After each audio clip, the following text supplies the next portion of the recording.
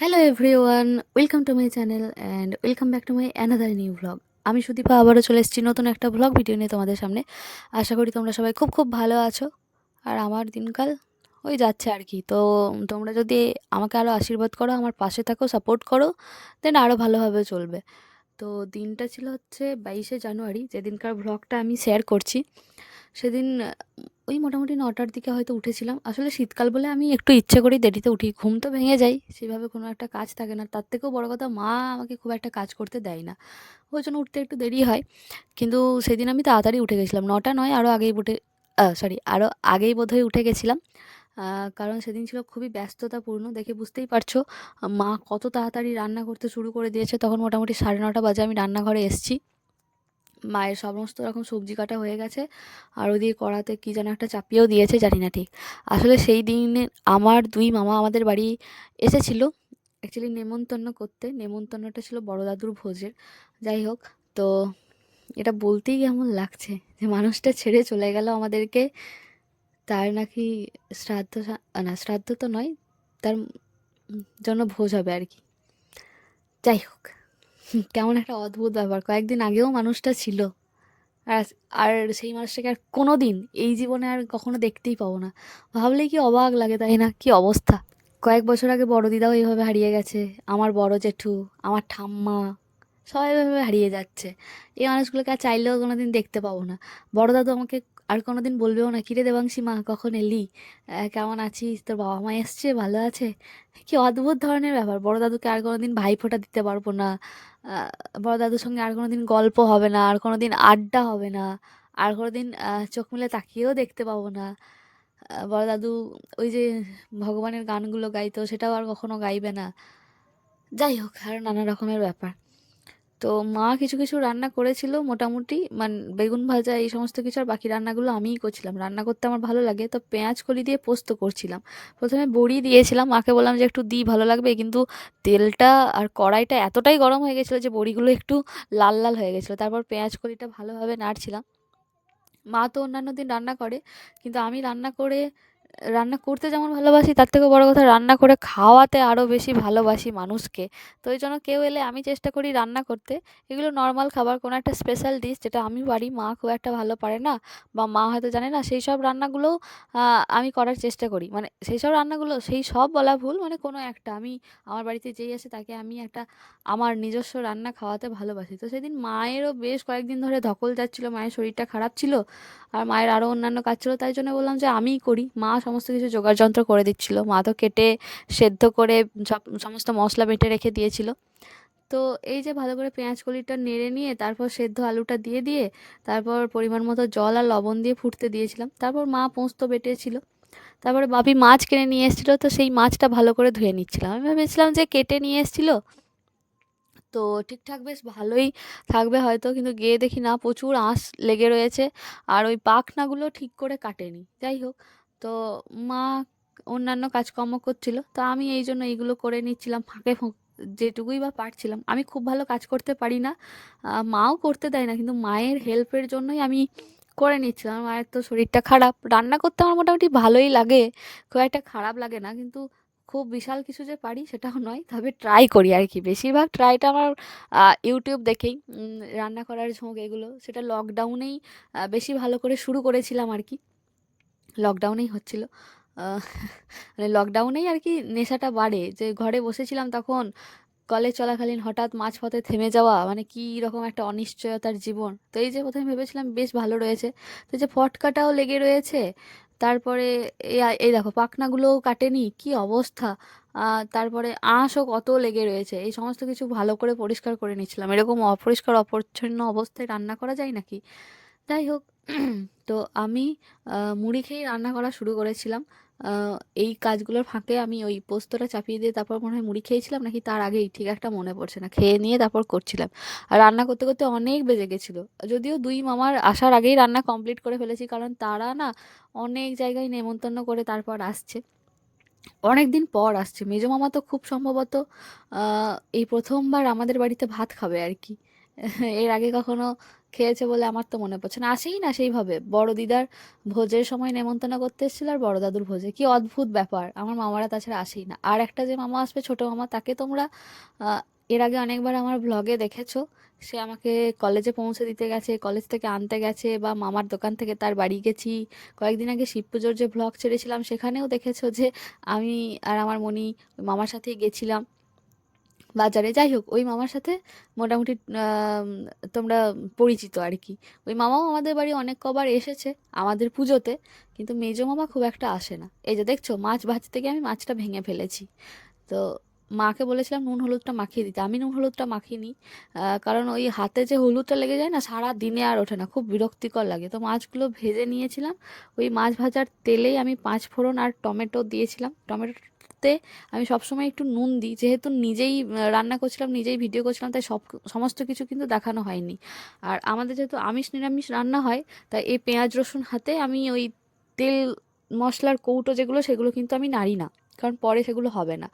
তো যাই হোক, তারপরে টমেটোটা একটু গলে গেলে পেঁয়াজ আদা রসুন বাটা সেটা দিয়ে দিয়েছিলাম। তারপরে গুঁড়ো মশলাগুলো, যেমন জিরে গুঁড়ো, ধনে গুঁড়ো, একটু সবজি মশলা, একটু লঙ্কা গুঁড়ো, এগুলো আমি একটা বাটিতে গুলে নিয়েছিলাম, মানে শুকনো অবস্থার মধ্যে একটু জল দিয়ে দিয়েছিলাম, ঠিক আছে। আর এই যে দেখো রান্না করছি, তারপর মশলাটা ভালো করে কষিয়েছিলাম।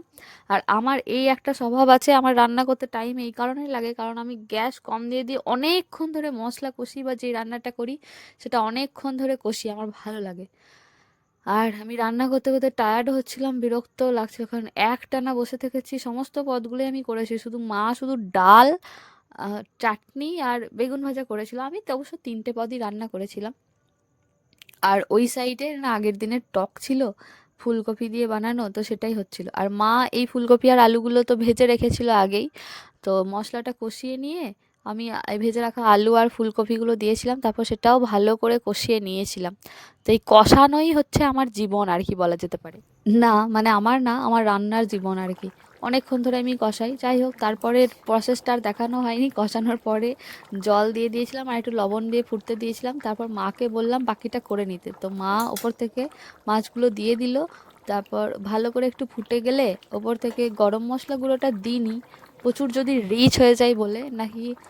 ও না, আমি যখন গুঁড়ো মশলাগুলো দিয়েছিলাম তখন গরম মশলাও দিয়েছিলাম। কখনো কখনো আমি গরম মশলা আগে দিই, কখনো একদম শেষে দিই। যাই হোক, তো তারপরে মাছগুলো দিয়ে ফুটিয়ে নামিয়ে নেওয়া হয়েছিল। তারপরে এই যে ওই যে বললাম না, আমি একটা স্পেশাল রান্না করতে পছন্দ করি, তো করবো হচ্ছে পালক পনির। এর আগে আমি কখনো করিনি। আমার ঘরে প্রচুর পালং শাক ছিল, মাঠের জমির হয়তো তোলা, তো সেটা আমি করবো ভাবছিলাম। তো করবো কি করবো না এই ভাবতে ভাবতে তারপর বললাম যে আমাদের যখন আসতে দেরি হচ্ছে তখন করেই ফেলি। প্রথমে ভেবেছিলাম যদি টাইমে না হয় তাই করবো না, ওই জন্য দেখো পালং শাক আর হচ্ছে গিয়ে কাজু বাদাম আমি কয়েকটা সেদ্ধ করতে দিয়ে বসিয়েছিলাম। তারপরে এই যে বরফ ঠান্ডা জলে ওগুলোকে তুলে একটু ঠান্ডা হতে দিলাম আর কি। এরকমই প্রসেসটা দেখেছিলাম, ওই যে অতনু রান্নাঘর, অতনুদা আছে না, সেখান থেকেই আমি দেখেছি। যাই হোক, দু চারটে উপকরণ মিসিং ছিল। তো তারপর এটা মিক্সিতে বেটে নিয়েছিলাম, এর সাথে কাঁচা লঙ্কা আর একটুখানি মতো লেবু দেওয়া হয়েছিল, ঠিক আছে, এই রান্নাটার সাথে। আর একটু আদা ওখানে পেস্ট করে নিয়েছিলাম যখন মিক্সিতে। সেই সমস্ত কিছু আমার দেখানো হয়নি, পুরো প্রসেসটা আমি দেখাইনি। অ্যাকচুয়ালি রান্না মানে পুরোটাই আমি করেছিলাম, কাটা বাটা থেকে এখানটা শুরু করে এই যেই রান্নাটা আমি নিজে করি সেটা পুরোটাই আমিই করি। তো তারপর গরম তেলে, মানে তেল গরম করে, এটা সাদা তেলে রান্না করেছি, একটু দেখতেই পেলে রসুন কুচি, পেঁয়াজ কুচি, টমেটো কুচি এগুলো দিয়ে দিলাম। তার মাঝখানে ওই হলুদ গুঁড়ো, ধনে গুঁড়ো আর জিরে গুঁড়ো দিয়েছি, বেশি কিচ্ছু না। তারপর একটু লবণ দিয়ে ভালো করে মশলাটাকে কষিয়ে নেওয়ার পর ওই যে মিক্সিতে যে পেস্টটা করে রেখেছিলাম সেই পেস্টটা দিয়ে অনেকক্ষণ মতো কষিয়েছি, ফুটিয়েছি। আর তারপর একটু চিনি দিয়ে দিয়েছি। চিনি না দিলে কিন্তু ওই কষা ভাবটা, পালং শাকের যে কষা ভাবটা থাকে সেই কষা ভাবটা থেকে যায়, আর স্বাদটাও ব্যালেন্স হয় না। নুনের সাথে একটু চিনি দেওয়া দরকার। তারপর ভালো করে গ্রেভিটা ফুটে গেলে আমি টুকরো করে রাখা পনিরগুলো দিয়ে দিয়েছি। এই রান্নাটা প্রথমবার করলাম, এর আগে কখনো আমি পালক পনির করিনি। আসলে আমার মনে হচ্ছিল যে মেজো মামা তো এর আগে কখনো আমাদের বাড়িতে আসেনি, আর তার থেকেও বড় কথা হচ্ছে গিয়ে সবাই জানে যে আমি ভালো রান্না করি, যেহেতু আমার ভিডিওতে বা স্ট্যাটাসে দেখে, খাওয়ার সবার ইচ্ছে থাকে, কিন্তু আমি মামার বাড়িতে খাওয়াতে পারি না। আর তার থেকে বড় কথা, আমি খাওয়াই না, কারণ বলি যে যে যে খাবে আমার বাড়িতে যাবে। আমি বাড়িতে গেলে আমি সবাইকে অতিথি আপ্যায়ন করে ভালো করে খাওয়াবো, কিন্তু আমি এখানে এসে খাওয়াবো না, এরকম ব্যাপার আর কি। যাই হোক, তো তারপরে গ্রেভিটা ফুটে গেলেই তারপর নামিয়ে দেবো, আর কোনো কিছু থাকে না। খুবই সহজ পদ্ধতিতে রান্না করা হয়। তো রান্না করতে করতে ওই যে 1:53 বাজে, তখন আমার রান্না করা শেষ হয়েছে, এখনো কিন্তু স্নান হয়নি। আমি রান্না করার আগে কখনো স্নান করি না, কারণ ওই ঘেমে তেল নুন ঝালে আমার খুব অস্বস্তি লাগে, ওই জন্য আমি স্নান করি রান্না করার পরে। তো 1:53 বাজে, এবারে আমি রান্না করবো, কিন্তু তখনও অবধি না আমার মামারা আসেনি। তারপর স্নান করে আসার পর দেখছি এই যে আমার দুই মামা চলে এসেছে, বাপির সাথে গল্প করছিল। আর ওই যে দুই পিসিমণি, হ্যাঁ আমার বাড়িতে দুই পিসিমণিও ছিল। তো আজকে দুই মামার সাথে দুই পিসিমণিও আমাদের বাড়িতে খেয়েছে। আমার অন্য একটা পিসিমণির বর, মানে পিসেমশাই মারা গেছে, আমার বাবার জেঠতুতো দিদির বর আর কি। তো সেই পিসেমশাইয়ের ভোজ ছিল, সেখানেই গিয়েছিল। এই যে বললাম সব মানুষগুলো হারিয়ে যাচ্ছে। এই পিসেমশাই কয়েকদিন আগেই আমাদের বাড়িতে এসেছিল, 2 মাস আগে। তখন কত গল্প করে গেল, সেই মানুষটাকে নাকি আর দেখতে পাবো না, কি অদ্ভুত ব্যাপার। তো যাই হোক, দুই মামা, আমার বাবা খেতে বসে গেছে, শেষে আমি আর মা খাবো। তো যাই হোক, রান্নাটা বা রান্নাগুলো যে ওদের ভালো লেগেছিল এই আর কি। আমি সবাইকে বলে বলে দিচ্ছিলাম, দেখো রান্নাটা আমি করেছি তাই ভালো বলতেই হবে, আর ভালো না বললে এরপর থেকে খাওয়াবো না। তো সে কাল, সরি, সেদিনকার মেনুতে ছিল ডাল, বেগুন ভাজা, আলু সেদ্ধ ছিল, চাটনি ছিল, পোস্ত ছিল, মাছের ঝোল ছিল, আর হচ্ছে পালক পনির। তারপর খাওয়া দাওয়ার পর মামারা ঘুমিয়ে নিয়েছে, আমরা একটু বসে রেস্ট করে নিয়েছি। তারপর দুই মামা, আমার বাপি আর আমি যাচ্ছিলাম হচ্ছে মন্দিরে, মানে আমাদের মন্দিরে। আমার মামা মানে মেজো মামা তো নতুন মন্দির দেখেনি, আর এই যে ছোটো মামা, সেও আমাদের নতুন আটচালা হওয়ার পর দেখেনি। তো মন্দিরটা সবাই যেই আসে আমাদের বাড়িতে দেখতে যায়, মাকে একবার প্রণাম করে আশীর্বাদও নিয়ে আসে, তো ওই জন্য যাচ্ছিলাম। যাই হোক, অনেকদিন পরে মামার বাড়ির মানুষ এলে বা কোনো আত্মীয় স্বজন, শুধু মামার বাড়ি না, যেখানকার মানুষই আসুক না কেন, খুব ভালো লাগে। আমার পিসিরাও এসছিল, ঘরটা সেদিন গম গম করছিল, অনেক মানুষজন লোকজন থাকলে কি যে ভালো লাগে। আর নতুন বছরে তোমাদেরকে এই প্রথমবার আমাদের মন্দিরটা দেখালাম। এসছি 1 জানুয়ারি এসছিলাম, কিন্তু সেদিন আর দেখানো হয়নি, তো এই যে দেখিয়ে দিলাম। বাপি গিয়ে মন্দিরটা খুললো, মেজো মামা ভালো করে দেখলো, কারণ মেজো মামার সেইভাবে আমাদের মন্দিরে আসাই হয়নি, কারণ এর আগে যখন এসেছিল অশৌচ গায়ে, তো তখন তো আর দেখা হয়নি, মন্দিরে তো তখন উঠতে নাই। আর বাপি বলছিল যে কোনটা কোন মা, কি আছে না আছে। কয়েকদিন আগে আমাদের মন্দিরেও চুরি হয়েছিল, মানে 1 বছর আগে, গত বছর পয়লা মাঘ। তো কি কি ছিল, কোথায় কি ছিল, কি চলে গেছে, সেগুলোই বাপি বলছিল। এটাও খুব কষ্টের আর কি। যাই হোক, তারপরে আমাদের মাঠে গিয়েছিলাম আমাদের ফুলকপি আনতে, মা আমাদেরকে দেওয়ার জন্য। আর আমার মামা এসে দেখো ছবি তুলছে, কারণ ওদের ওই সাইডে না এত ভালো আলুর গাছ বা এত ভালো সবজি কিন্তু হয় না। ও দেখে এত আপ্লুত, চাষি মানুষ বুঝতেই পারছো, ও দেখে খুব ভালো লেগেছে, ওই জন্য ছবি তুলে নিয়ে যাচ্ছিল।